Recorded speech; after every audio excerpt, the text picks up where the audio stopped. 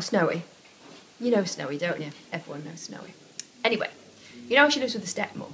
Turns out her stepmom's a right loony, and she talks to herself in the mirror. What a weirdo.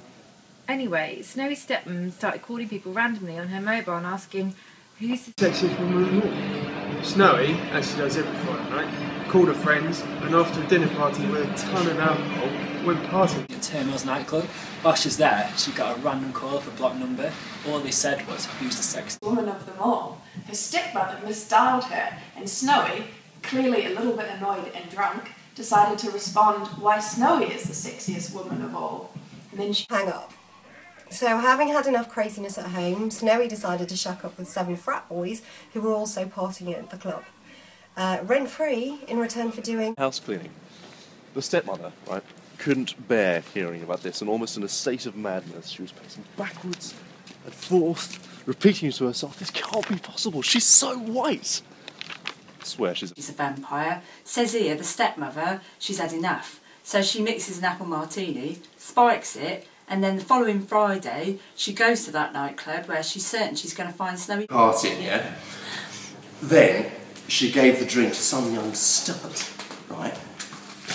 As soon as Snowy saw the drink, yeah, took a sip and she fell straight to the ground. And then Sober Boy got a little bit worried. She was Flaco on the dance floor, Snowy was, and so he got a little bit worried and went to go grab his car and couldn't find the car keys. So meanwhile, a bum that was passing by saw the scene and went into Snowy's rescue. And I swear to God, he performed the Heimlich maneuver. Yep. And she came back to life. Apparently, she had an olive cut in her throat and was like really happy about it, whatever. And then she was so hammered that she got this guy, this random bum dude, whatever he was, took him to an all-night wedding chapel and basically married him on the spot. As they left the wedding chapel in Bethnal Green, they were packed by the crowds waiting outside, and the images ended up on the front of Heat magazine the very next day. She was a princess after all.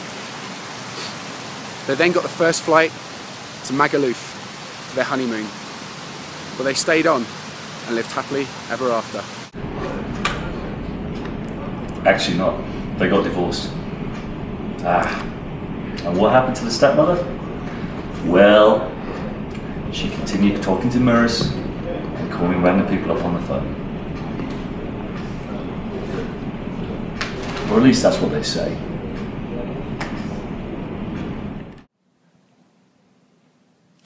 But it's all lies!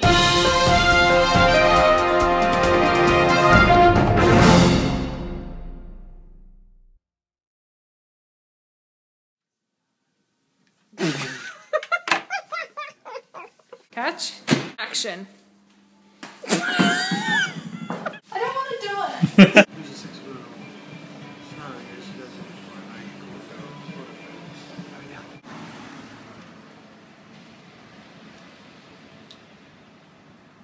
He died.